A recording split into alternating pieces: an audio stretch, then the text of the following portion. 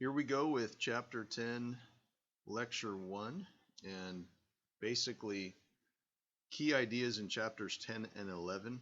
First question is, how is the United States changing politically, economically, and socially?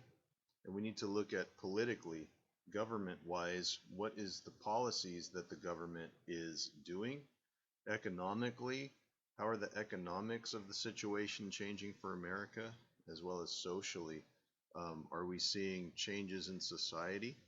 And so the second question has to do with the politics of the Federalists and Democratic Republicans.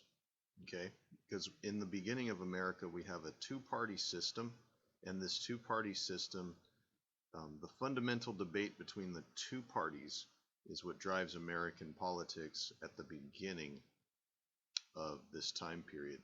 And so also key to understanding this time is foreign affairs and outside issues. And so what were those?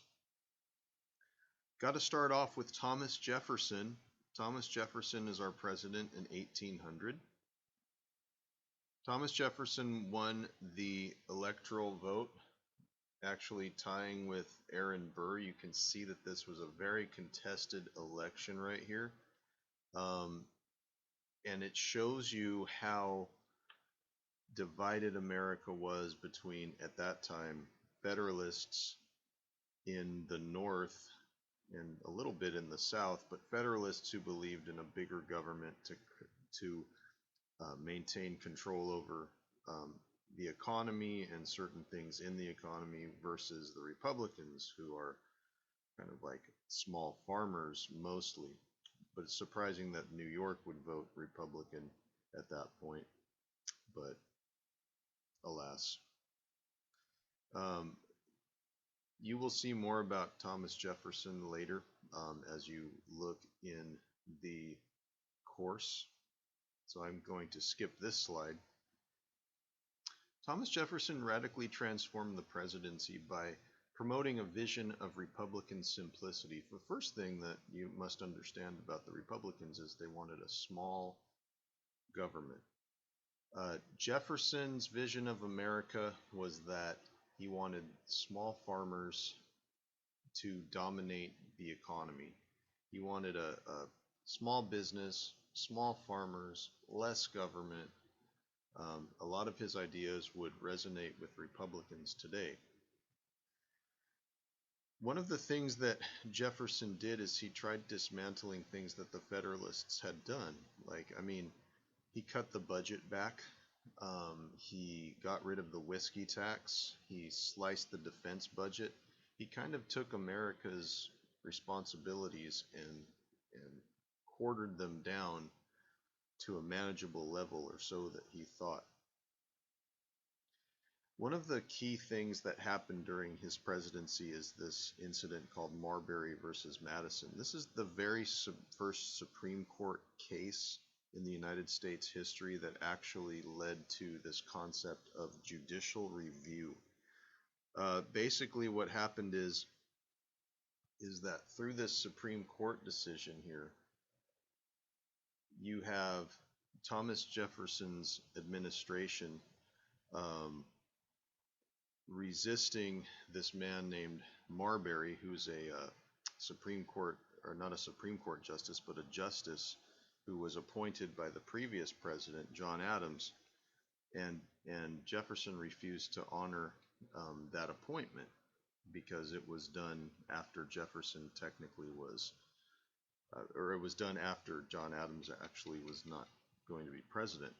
So with all of the details aside, what this significant about Marbury versus Madison is that the Supreme Court for the first time stepped in to actually make policy. And this is going to set a precedent for what the Supreme Court is going to do in the future.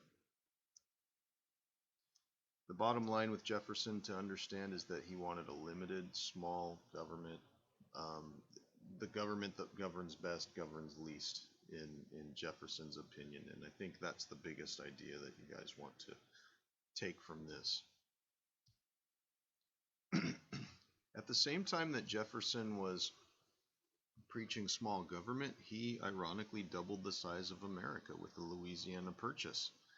The Louisiana Purchase led to the Lewis and Clark expedition in 1803, which was kind of a secret scientific and military mission. Jefferson was able to buy the Louisiana Territory from France uh, for just a bargain price, and sending out Meriwether Lewis and his assistant, Mr. Clark, to go catalog all of the different uh, scientific um, flora and fauna, animals and plants out there in the Louisiana Territory. And if you look at this was the Louisiana Purchase and the trail that Lewis and Clark took. And really what Jefferson, I think, was doing by sending out Clark is to learn what was out here so that they could figure out if they were going to send people out here for future settlement. One of the biggest problems that Jefferson had is problems with Great Britain. There were tremendous tensions that started to arise because Britain and France were at war. And so what started to happen is that American ships that were sending goods and stuff back to Great Britain and France started to become boarded and seized, and their cargo was seized, and even the sailors on the ships were seized. And this was going on all throughout the early 1800s by British ships and French ships alike. And again, they're going on to American vessels, taking people, taking goods, confiscating cargo, all this kind of stuff. In response, what the United States decides to do is, on number 3, banning certain British-made goods from coming into the country to basically punish them for what they're doing. Leading up to the Embargo Act of 1807, which is one of the worst ideas that America had, and I'll explain this. The United States wanted to get back at Britain for doing all these things, and in the Embargo Act, they decided to not trade with Great Britain, which really hurt northern businesses and even southern businesses too that depended on transatlantic trade with Great Britain. And so it was really difficult for those businesses to thrive and led to somewhat of an economic downturn, and really probably led to Jefferson's downfall. I think probably had he not done that, he probably would have enjoyed being president more, but he had a difficult time as a result. So as you guys review all of this information, look at these study questions. Successes of Jefferson's presidency. Number 2, the major domestic issues. I know it says number 2, I'm sorry. What were the major foreign policy issues during Jefferson's presidency, and how did Jefferson impact the presidency? These questions will probably help you as you read and intake the information from the lecture, and hopefully you can do well on the test. So we'll see you next time for Chapter 10, Lecture 2.